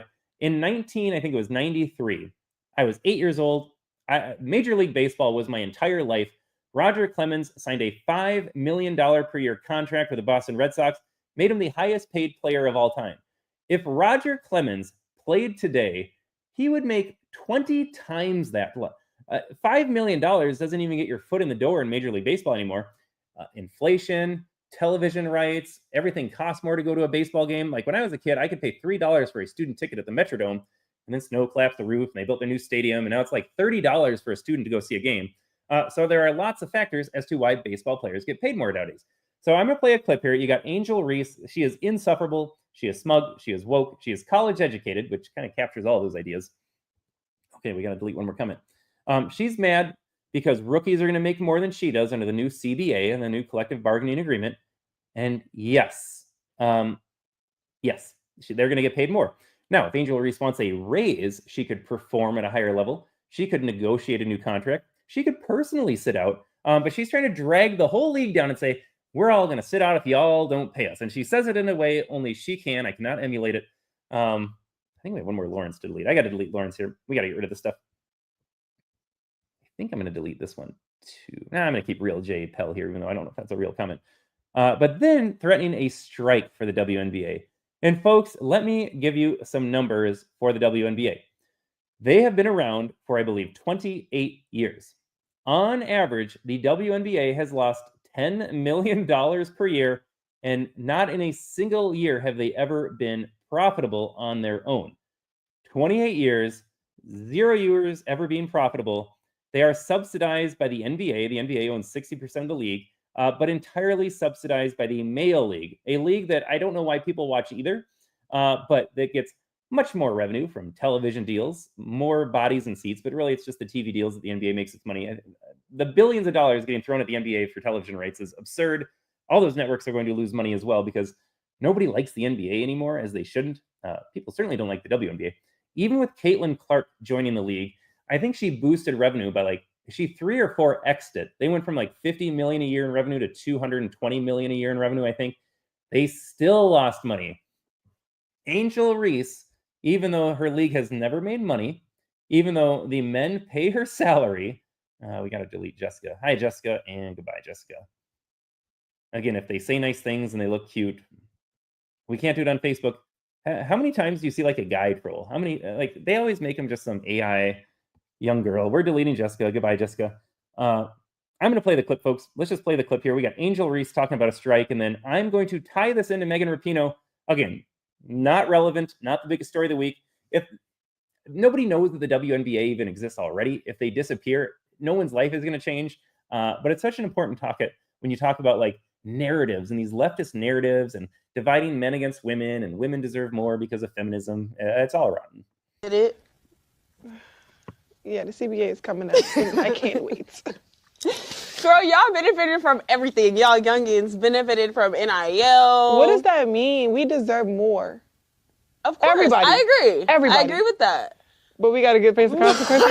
Damn, we got to get it up. Y'all got to deal with something. Y'all got to do something. But the women coming in, not this year, but next year, because the ones coming in this year will still be on the rookie contract again. Mm-hmm. The ones that the year after, they gonna get more. They probably gonna be making more than us.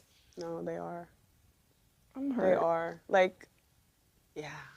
I've been in the meetings. They are. I need to get in the. I need to get in the field. You need to come to the meetings. I gotta get in the meetings because I'm hearing they don't give us. If y'all don't give us what we want, we sitting out. That's a possibility for real. That's what college educated sounds like nowadays. I just got to give a little shout out. Kev is joining the chat. I think Kev is wrapping up Bannon's show, or Bongino's got his last show today too. So big things happening over on Rumble. But Kev, thanks for joining. Thanks for commenting. Hello to you as well. Kev, just so you know, Jason is out I think Kevin might, or Jason might be out right now with his procedure here, or he might be waking up slowly from his general anesthesia. But Jason will be back next Friday. But Kev, welcome aboard. Thanks for joining us here. We're having a spirited debate. And by debate, I mean it is me ranting about the WNBA's latest initiative to possibly strike for more money. And again, it's all about money for them. They are selfish narcissists. That's all this is. Hey, we got Wrongthink in the chat too. Hey, Top.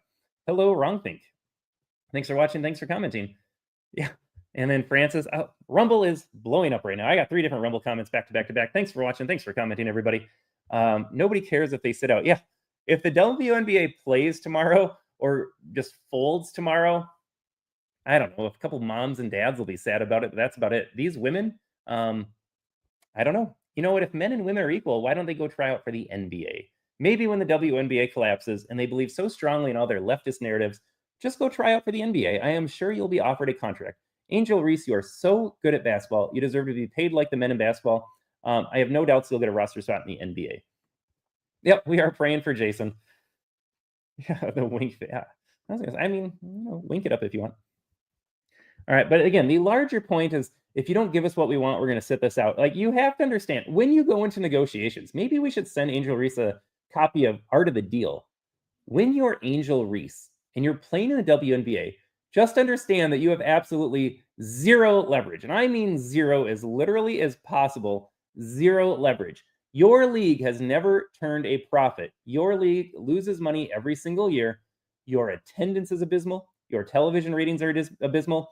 And the one person that actually brought fans to the game, Caitlin Clark, Angel Reese, we have on video trying to poke her eyes out, body check her. They were trying to go after the one moneymaker in the league.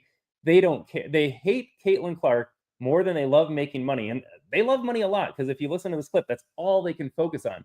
Instead of saying, you know what? I am blessed. I thank God every day I get paid to play women's basketball. And folks, I have 2 daughters. Again, we have a lot of women in the audience here. I'm not railing on women. I'm going to push my girls to basketball. I played basketball in school. I would love for them to get in the game. It would give me an excuse to go on the court every night, shoot some hoops with my kids. I would love it. I want my girls to play basketball in high school and college. But these women get paid to play professional women's basketball. There is no market for this. There is no audience for this, as evidenced by the fact that the league never makes money. So she should be thanking God every day, thanking the NBA and the men that play basketball at a high level every day for subsidizing her entire professional career. I listened to her in this clip in the interview. I have seen other interview clips. I doubt she went to class. She was like a #1 draft pick or a collegiate champion. Good for her. I don't know what skill set Angel Reese brings to the table other than dribbling a basketball. She should be thanking everybody every single day that she is blessed for this opportunity. That is the only response I will accept. There needs to be gratitude and humility and just saying, you know what? People want to watch athleticism at the highest level. This is not actually a male or female thing per se. This is the fact that when people watch sports, when people watch competitions, they want to see the best. When it comes down to who is better at basketball in terms of athleticism, jumping, shooting, speed, men win every single time. The NBA, for all of its flaws, has better basketball players than the WNBA.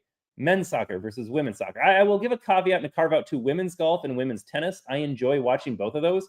The women don't, in golf, hit the ball as far. They are fun to watch, though. They are little machines out there. They all have the exact same swing. Their short game is impeccable. Like, women golfers are good, but they're just not as strong as men. So if you put a female golfer and a male golfer in the same competition, dude is going to drive the ball 400 yards, and she's going to try to poke it down there 220. It's just not the same game. It is a different game. I enjoy it. Same thing. I'm going to put my girls on the golf course. I'm going to put them in tennis lessons. Everything I'm saying right now, folks, just understand, I want my girls to play all these sports. But when it comes to me choosing to watch sports, or fans at large, they're going to choose the male sports every single time, and you can see how that plays out.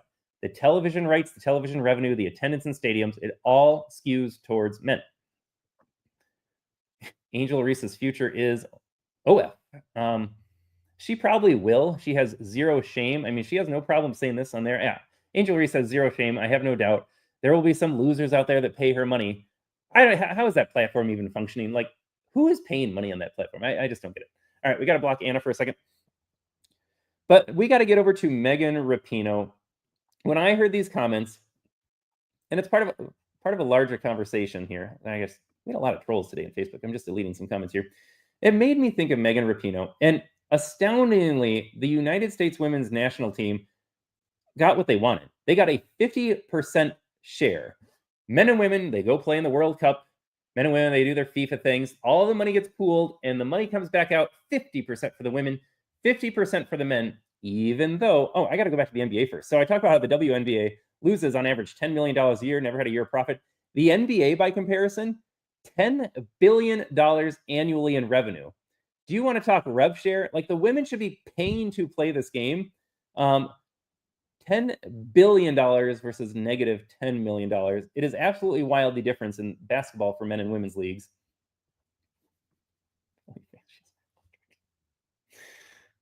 Kevin Kennedy making me smile here. I don't even know if I can read that online. Thanks for watching. Thanks for your other comment, Kevin. I got two Kevins that are hilarious in here. I got a Facebook Kevin, I got a Rumble Kevin. But Megan Rapinoe here, I got some clips before that actually happened, but just understand, men's soccer, give you some numbers here. I think men's World Cup figures, I think they last played in 22. It was 22 or 23, and the women were a year after that, 23 or 24. But the men generated like $7 billion, and the women generated, I think it was $6 billion because it was 10x. The men generated $6 billion at the World Cup. The women generated $600 million at the World Cup. Okay, not too shabby. Women pulling in $600 million. You're like, that's respectable. But then when you compare to the men's side of the tournament, $6 billion, we're talking 10 times as much. Now, at the time, the women already had a sweetheart deal. They got 25% more. The women's pool was like $110 million. So they got $110 million out of $600 million. The men got paid $440 million out of these $6 billion. The men got a much, much smaller percentage of the pooled money from their World Cup revenue. And they only made 4 times as much as the women, even though they generated 10 times as much as the revenue. I'm throwing a lot of figures out there, but just understand the women already had an incredible deal. But I'm going to make a comment about my wife for a second. It's never enough for women. It is never enough. We already get paid 25% of the men, even though we only generate 10% of the revenue. They make 10 times more than us. Nope, never enough. So here was Megan Rapinoe. Folks, I apologize. I can't believe I'm playing Megan Rapinoe clips. I thought I was done with her forever. Just listening to her, just watching her, you're just like, everything about this. But I got 2 clips. Sorry in advance. I'm a member of the LGBTQ community with pink hair.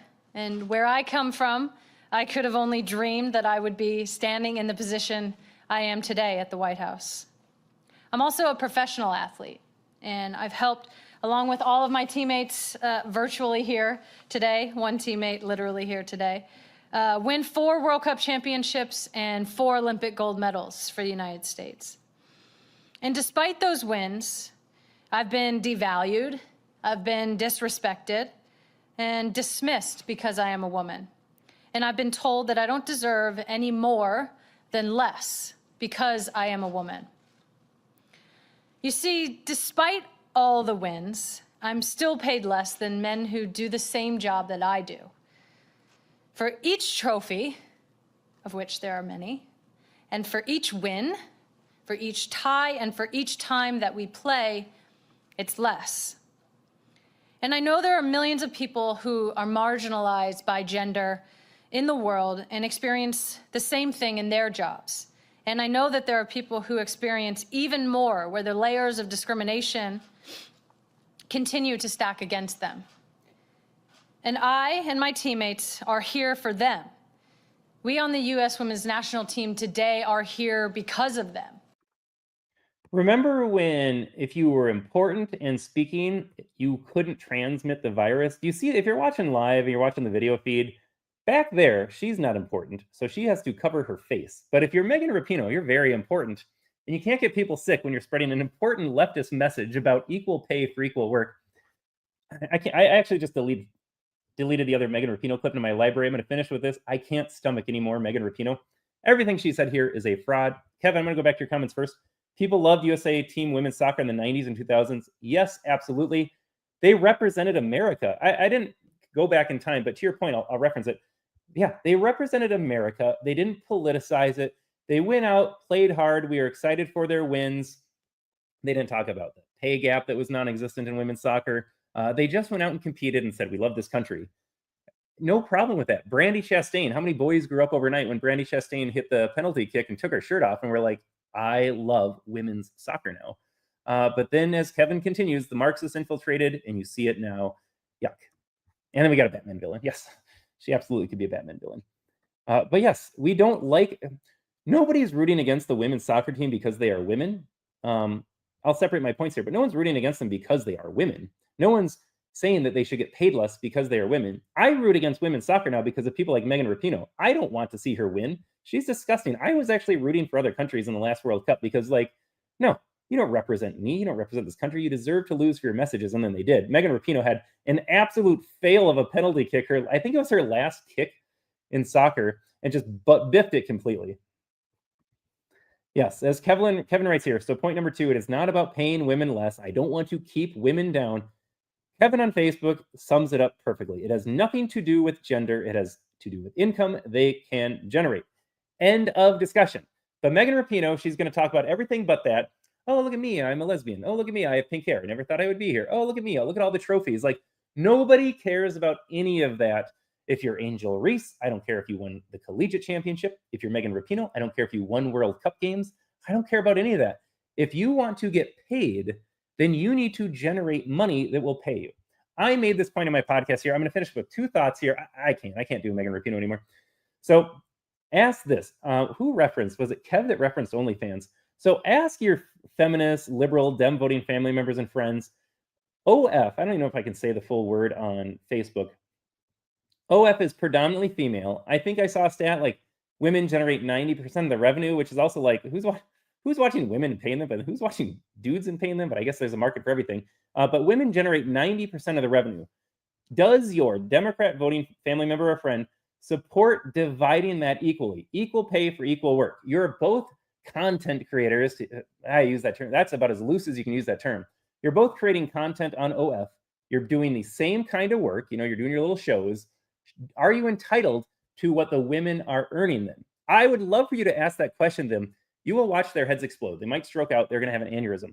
Should the women have to give up the money that they have earned on OnlyFans, degrading themselves? Oh, I said the word. I might get censored here. And then share it with the men. After all, men are doing equal work. They're all degrading themselves for equal pay. Just lob that question at someone that's like, yes, Megan Rapinoe deserved half the men's money. Yes, Wimbledon female players deserve half the money. Yes, Angel Reese deserves more money. Ask them that question. Do female content creators on OF have to share the revenue they make with the male content creators? Because after all, it's equal work for equal pay. Watch them try to figure out that one in their head. But then also I pose this question here. If anyone on the Daily Wire ever catches wind of my podcast, Matt Walsh, Ben Shapiro, Michael Knowles, they're all fantastic. I listen to all of them. They do great work every day. But like them, I am a podcaster. I'm a content creator too. Should the Daily Wire have to write me a check, equal work for equal pay? And if not, why? Like, if I asked Megan Rapinoe this question, if I asked Angel Reese that question, if I asked my woke sister-in-law who called me all sorts of bad names and said, never mind, I don't want to talk politics, after I just, took the pin out and threw that at you, they would say, no, you don't work for the Daily Wire. You don't deserve their money. No, the women are degrading themselves. They work for that money. They get to keep it. Okay, then why are the women entitled to the men's money? They can't answer that question. Folks, they can't answer that question. Megan Rapinoe and the women steal from the men every 4-year cycle. Oh, equal work for equal pay. We both represent the country. Yeah, by representing it, you mean not kneeling for or not standing for the anthem, hating this country, voting for Joe Biden. But sure, you love this country and you represent us. It doesn't make sense. The argument, look, if you want to get paid, go make money, generate revenue. You want to get paid more, Megan Rapinoe? Don't be a clown. Don't turn us off from your sport. Generate television viewership rights. Get us to go to your games and root for you. Get us to buy your jerseys. You'll generate more revenue and you'll make more money. But again, like I said, they already had a great split. They got 25% of what the men did, even though they generated 1/10 of that. It was already good. Never enough. It's never enough. But there you go. Kev says, money you get is based on TV rights and attendance, team revenue sharing. Angel and Megan don't understand that. I think they choose not to understand it. I mean, that's absolutely correct. This is not a tough concept. This is economics 101. I own my own small business. As I told Mr. Scott before, it's an S Corp according to the IRS, or it's taxed as an S Corp, I should say. But if I want to make money every month, I need to create content. Our website needs to produce content. Our social media pages need to create content and drive traffic to the website. Our podcasts need to be marginally entertaining. Thank you for tuning in, everybody. But if we don't do a good job at what we do, we don't make money. It's as simple as that. If you're an athlete, all your money comes from television rights. If you want to get paid, people need to click on your game when they're scrolling through the channels. They choose not to understand it. I think Megan Rapinoe knows how this works, but they're going to play the victim. I'm a woman. I have pink hair. I'm a lesbian. It's degrading. It's a sexism. That's the only reason I don't debate as much sexism. They are not honest with themselves. But again, I said this at the start of the show. I think this will tie in nicely. This will kind of bookend my show for today. And again, thanks for everybody for tuning in, watching me fly solo for an hour and a half today. Jason should be waking up right about now. Jason will be ready to go next Friday. It'll be good to have him back. I've enjoyed the show. I've enjoyed the comments, enjoyed hanging out with all of you today. They're wrong about everything. I said this at the start of the show. Show me a Democrat policy. Show me a Democrat narrative. Show me a Democrat platform. I will tell you how it's wrong. And this is a great case right here. They are making the claim that they get paid less because they're women. And I think we debunked it for like the last half hour. I've enjoyed this. I don't know. I get fired up about stuff like this because it's so easy to debunk. And again, if you're talking about equal pay for equal work or the gender gap with your Dem voting family member or friend, bring up OF, bring up the female content creators sharing content with the male creators. Bring up me. You can say, hey, I watched Todd do this podcast. Why isn't he entitled to the Daily Wire's money? Or if we want to make it a better example, I don't even know what lib podcasts exist out there. Michelle Obama had a podcast that failed, so I guess I can't share any revenue with her. Pod Save America, I think that's a bigger one. I don't know. Libs just can't podcast. What are you talking about? You're just going to lie all day? Nobody's entertained by them. They're just angry and miserable and lying. But let's use a lib podcast. Let's say Michelle Obama's new podcast with her brother, I guess, made a lot of money. I podcast, she podcasts. We're both on Spotify. Yes, I deserve half of Michelle Obama's revenue. Ask them why that's not true. Ask them why it's not true. All you got to do is ask these counterexamples, and they are done. And Kev gets the correct emoji, praying for Jason here. Yeah, going under, very invasive. I am not envious of getting older. That'll be me soon enough. Soon enough. I don't know if I can read that on Facebook either, Kev. This is why I love Kev in the comment. Kev, I don't know if you caught it sooner. I'm going to end with this. I'm going to end with a plug here. I just got to put a punctuation, a period, full stop on Megan Rapinoe and Angel Reese and the WNBA and the gender equality gap. I have 2 daughters. I love women. I want them to play all these sports. They just won't get paid the same as men. I don't know what else you want me to say about that. But next Friday, we are trying to do this. I promised Jason I'd make a plug. I'm making a plug right now. If you are on Facebook, you can still find us on Rumble. Search out the American Tribune over on Rumble. And for our Rumble audience, we have so many folks in the chat today. Wrong Think. We had Kev. We had Francis. I'm going to skip someone here. We had Mr. Scott Awesome. We had Fally still trying to figure out Rumble, but the Rumble crew is all here. Next Friday, folks, we would love to have you join us on camera. Jason, if you can find him on X, Twitter, J-Rob from Minnesota, send him a message. I think a lot of you said you're following him already. Send him a message and include your email address. If we have your email address, what we can do is send you an invitation link to this podcast studio, and then you can pop on camera. We can talk, have some laughs, tell some jokes. On Rumble only, though, because it's going to be live and we don't know what you're going to say and we don't want you to nuke our Facebook pages. Oh, we got Didi here. Yeah, Didi. Sorry, Didi. Kagan Girl was in the chat earlier. But we'd love to get you guys on camera, a little Rumble only time. A special thank you to the Rumble audience. You guys are awesome. Like Jason and I have been doing this for about 18 months now. I think a lot of you came over from Wayne Dupree, or we've been doing enough on this now that it made it on your Rumble feed and you saw it, you watched it, you chose to follow along. We thank you for that because there's so many options out there. No more Bongino, though. Maybe we can take some Bongino market share. If you know anyone that watched Dan Bongino, say, hey, there's this podcast, Freedom from the Press, or the American Tribune Live with Todd Peterson. You should check those out instead of Bongino. But next Friday, we want to get you in studio on camera just for a couple minutes, or if you're having fun, hang out longer. But you got to get Jason your email address at jrob from Minnesota over on X or on Twitter. But with that being said, folks, an hour and a half here. It's been awesome. What a fun ride today. I do want to give one more shout out while we're here. I have been slowly sipping on my coffee. Folks, if you want a great deal for a delicious coffee and support a disabled veteran-owned Minnesota, goodness knows every business in Minnesota needs help right now because everything we make goes to Tim Walz's theft that he calls taxation. Go to splitrockcoffee.com, splitrockcoffee.com. Use promo code TOD10 on your order. Get instant savings. You can get, they have all sorts of stuff. Last time I went to the website, I hadn't been there in a while. I was like, holy smokes, this has changed. They got so many more products available. You can subscribe. You get savings when you subscribe for monthly deliveries. You can set up the deliveries right to your door. One less thing to put in the grocery cart. But again, splitrockcoffee.com, promo code Todd10. We love Paul. Actually, we didn't see Paul in the chat today, but Paul, he's building a new roaster in Minnesota, a $12 million facility. But give Paul some love. Disabled veteran owned, like I said. Another Minnesota friend that we've got up here. We got a lot of Minnesotans in this community at the American Tribune. But with that being said, folks, Kevin says I found you on Facebook. Yeah, well, Kevin, loved you joining us today. Thank you for watching, Kevin. Thanks for your comments. You had some great comments today. It's a lot of fun. It was a lot of fun reading all of the comments here. Love the engagement from everybody. With that being said, though, folks, I'm going to give you your Fridays back. I'm going to go take care of 2 sick kids. It's been awesome. I enjoyed the show today. Thank you for watching. Thanks for tuning in. Thanks for all of your comments. Thank you for your support. Jason and I will be back next Friday, 10 o'clock a.m. Central, 11 a.m. Eastern. And for Fally, I think that's going to be 9 a.m. Montana time, Mountain time. We'll catch you then, folks.